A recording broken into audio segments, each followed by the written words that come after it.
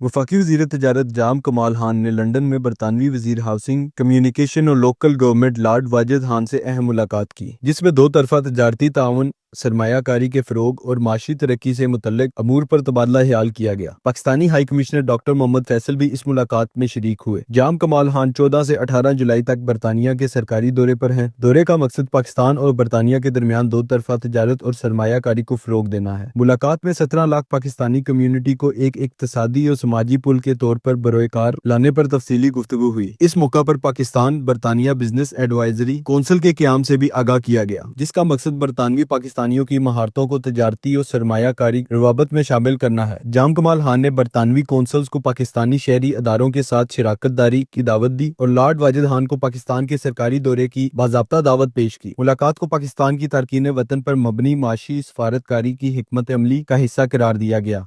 Shaukat Dar, JK news, London.